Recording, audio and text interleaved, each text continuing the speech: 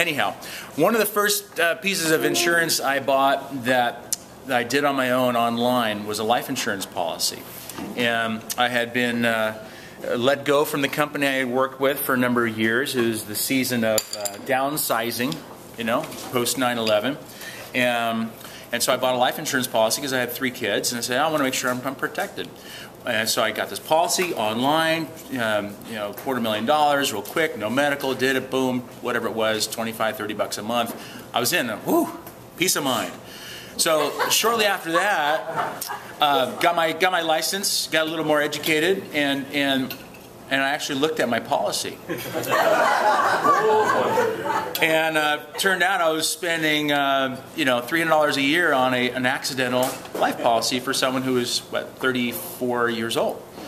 So, yeah, 34-year-olds have accidents and accidental deaths. The but is, I wasn't about to have a stroke or a heart attack or cancer or you know, something that I was more concerned about having than dying accidentally. And of course, if you ever look at those policies, the accidents, they list them, what you can do. You can't fall off a ladder putting up your Christmas lights, because that was stupidity, because it says don't step on the top step. But I want to take up my time about that. The point I'm making is that there are a lot of people out there that do things on their own.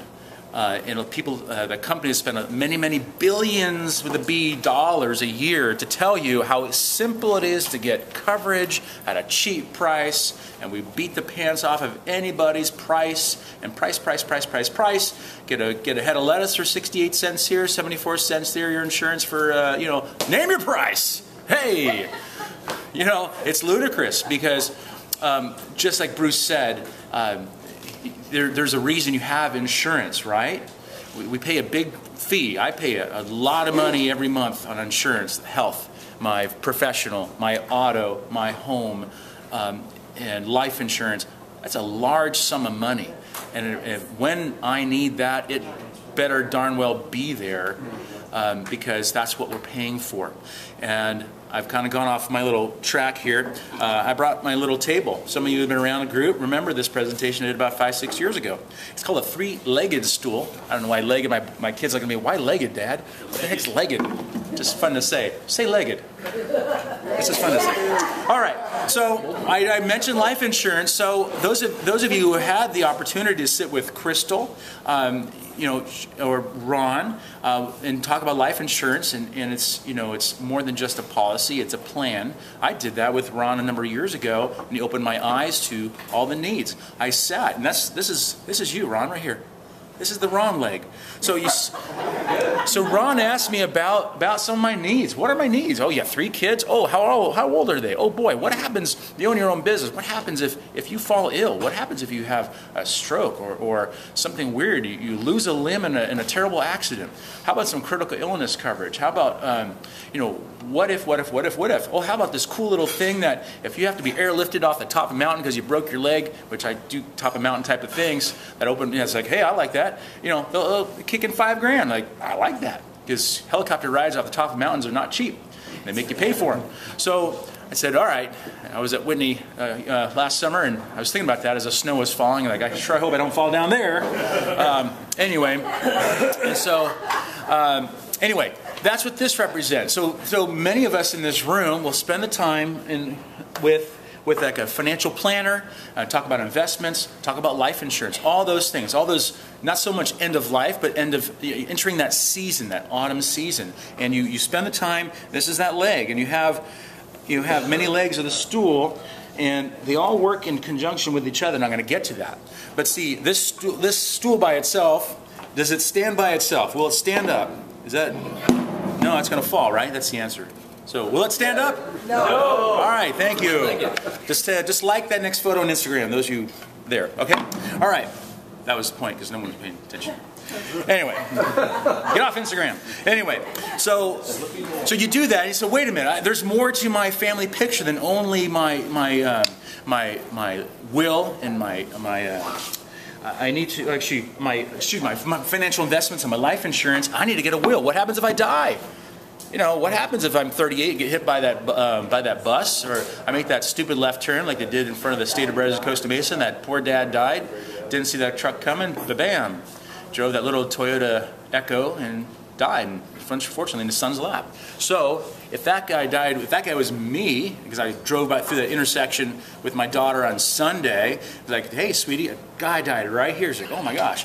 So when you think about that, hey, you got to be realistic with these people.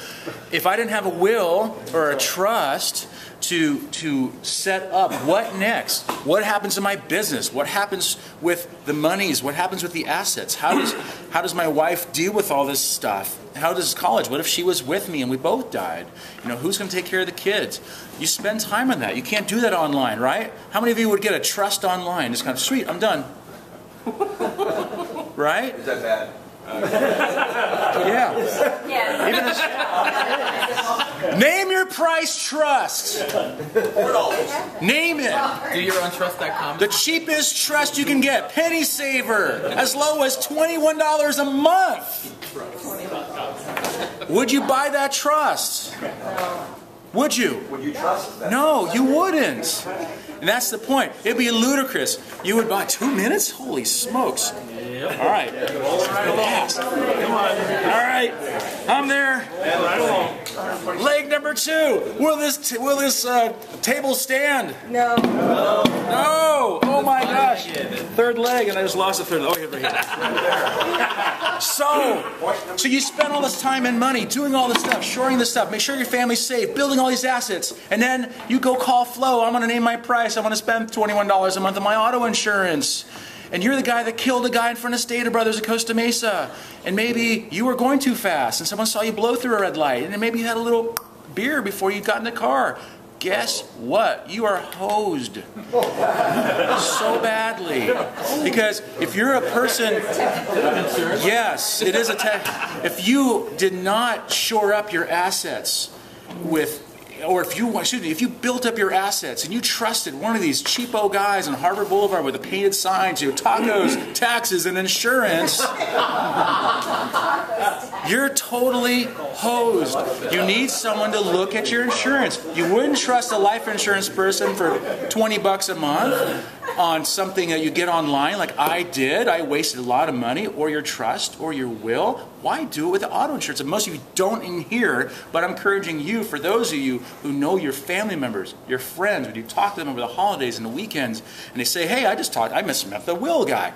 Well, you know what? A lot of these people are so underinsured. I tell you, I've seen people with multi-million dollars in assets, equity in their homes, and they have this 100, 300 coverage. I've got plenty of coverage, 100, 300, 100. They haven't seen the bill from a trauma center lately. You know, they haven't seen these $80,000 cars driving around that used to be $40,000. You know, Hyundai has a $60,000 vehicle. What's up with that? Woohoo! So, the three-legged stool, or table, right? Whatever. It stands when you plan properly, because if you fail to plan, you plan to fail. And that's really, that it can't get much more simpler than that. So, talking to family and friends, please send them my way. I will not stalk them if they say no. I will tell them if they have a great deal, but I always recommend the proper coverages. So, that's it. Thank you for your time.